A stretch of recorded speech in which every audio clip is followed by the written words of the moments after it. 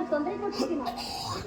ನೀವಾಗ ಬೆಳ್ಳಿ ಬಂಗಾರ ಇವೆಲ್ಲ ಕೊಟ್ರೆ ಅವೆಲ್ಲ ನಿಮ್ಮ ಪ್ರೀತಿಗಾಗಿ ನಾನು ಅವುಗಳನ್ನು ತರಿಸುತ್ತೇನೆ. ಯಾವ್ದಾದ್ರು ಒಂದು ವಸ್ತು ಬೇಡಬೇಕಂದ್ರೆ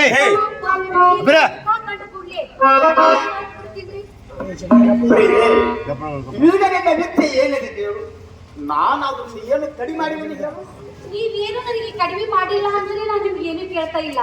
ಆದ್ರೆ ನಿಮ್ಮ ಮನೆಯವರಿಂದ ಅದೆಷ್ಟು ಅಪಮಾನ ಸಹಿಸಬೇಕು ನೀವೇ ಹೇಳಿ.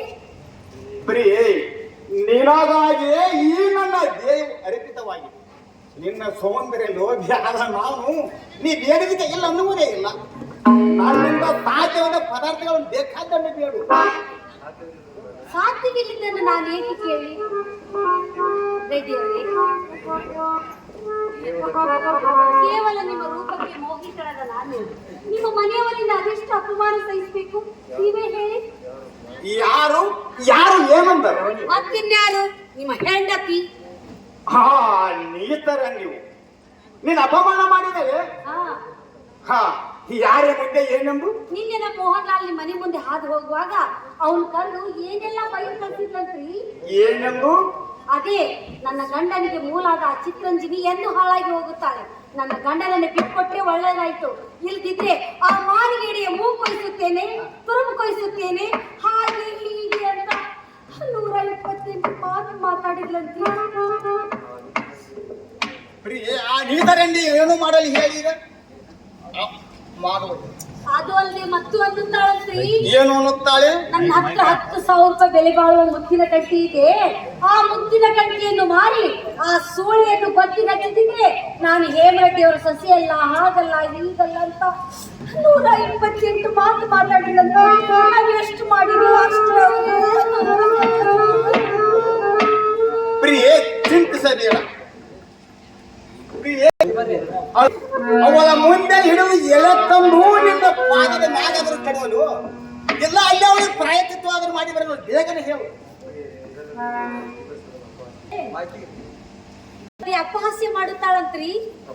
ಅಪಹಾಸ್ಯ ಮಾಡಿದಳೆ ಒಂದೇ ಸಾರಿ ಹೇಳಿಗಳು. ಈಗಲೇ ಹೋಗಿ ಅವಳ ಸ್ವಕ್ಕನ್ನು ಮುರಿದಿನ ತೆಗೆದಂತೆ ಮಾಡುತ್ತೇನೆ ಅನ್ನುತ್ತಾಳಂತ್ರಿ. ಏನು ಅನ್ನುತ್ತಾಳೆ? ಮದುವೆ ಹೆಂಡತಿಯಾದ ನನ್ನ ಕೊಳ್ಳಲ್ಲಿ 50,000 ರೂಪಾಯಿ ಬೆಲೆ ಬಾಳುವ ಮುತ್ತಿನ ಕಟ್ಟಿ ಇದೆ. ಆ ಸೂಳೆ ಹತ್ರ ಏನಿದೆ? ಆ ಮುತ್ತಿನ ಕಟ್ಟಿಯನ್ನು ಮಾರಿ ಅವಳನ್ನು ಕೊತ್ತಿಗೆ ಹಚ್ಚಿದಿದ್ರೆ ನಾನು ಹೇಮರೆಡ್ಡಿಯವರ ಸೊಸೆಯಲ್ಲ ಅಂತ ಏನೇನೋ ಮಾತಾಡಿಲ್ಲ.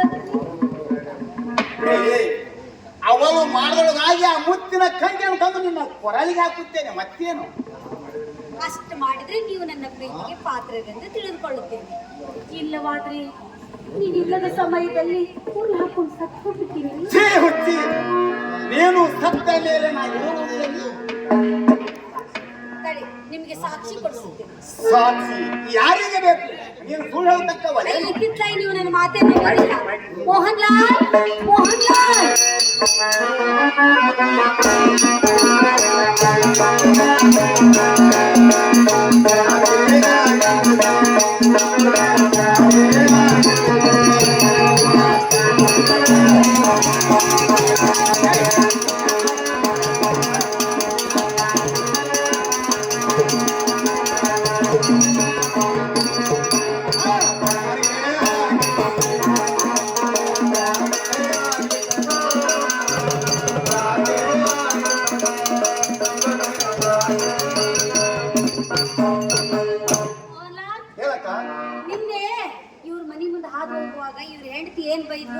ಸ್ವಲ್ಪ ಸವಿಸ್ತಾರವಾಗಿ ಹೇಳಪ್ಪ. ರೆಡ್ಡಿಯವರಿಗೆ ಒಂದೇ ಎರಡೇ ಬಾಯಿ ಹಿಡಿಸಿದಷ್ಟು ಬಿಸಿ ಬಿಸಿ ಬಿಸಿ ಬಿಸಿ ಬೈಗುಳವನ್ನೇ ಬೈದು ಕಳಿಸಿದ್ರು.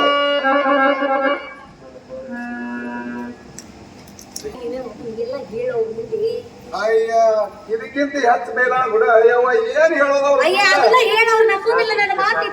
ಸಾಕು, ಇಷ್ಟೇ ಸಾಕು. ಈಗ ಏನು ಮಾಡಲಿ?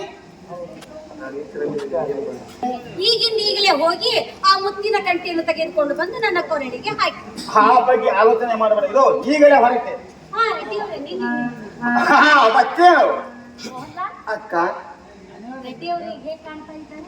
ಅವ್ರು ಚಂದ ಕಾಣಕತ್ತಾರ ನೋಡ ಅಕ್ಕ. ಆ ಮನ್ಮಥನು ಸುಟ್ಟು ಹೋದ್ಮೇಲೆ ಆ ಬ್ರಹ್ಮ ಆ ಜಾಗದಲ್ಲಿ ಇವರನ್ನೇ ನಿರ್ಮಿಸ್ತಾರೆ. ಇಬ್ರು ಇರ್ಬೋದಲ್ಲ ಅಕ್ಕ. ರೆಡ್ಡಿಯವರೇ, ನಿಮ್ಮ ಮೇಲೆ ಇವಳದಷ್ಟು ಪ್ರೀತಿ, ನಂಬಿದವರಿಗೆ ಪ್ರಾಣ ಕೊಡುವರೆಂದರೆ ಇವಳೇ ನೋಡಿ. ನಿಮ್ಮ ಮನಸ್ಸಿಗೆ ಬಂದ ಯೋ ಈಗಲೇ ಹೊರಗೆ ಇಲ್ಲಿ ನೀವು ಬೇಗನೆ ಬಂದ್ಬಿಡಿ. ನೀವು ಇಲ್ಲಿದ್ರೆ ನನಗೆ ಹೊಚ್ಚೇ ಹೋಗೋದಿಲ್ಲ. ಆ ಬಗ್ಗೆ ಆಲೋಚನೆ ಮಾಡಬೇಡ. ಇದು ಈಗಲೇ ಹೊರಗೆ. ಯಪ್ಪ, ನೀ ತಡ ಮಾಡಬೇಡ. ನೀ ತಡ ಮಾಡಿದ್ರೆ ನಾನು ಓಡಿಸಾಡ್ತಾಳಕಿ.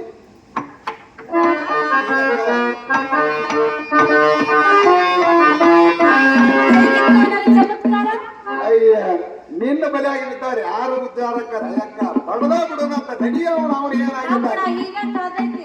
ಬಿಡಬೇಡ, ಅದನ್ನ ಹಿಗ್ಗಲಿದ್ದಾನ ಬಿಡಬೇಡ. ಈ ಚಕ್ರಕ್ಕೆ ಬಲೆಯಲ್ಲಿ ಬಿದ್ದವರು ಮೆತ್ತಗಾಗ್ಲಿಕ್ಕೆ ಸುಳ್ಳೇನು?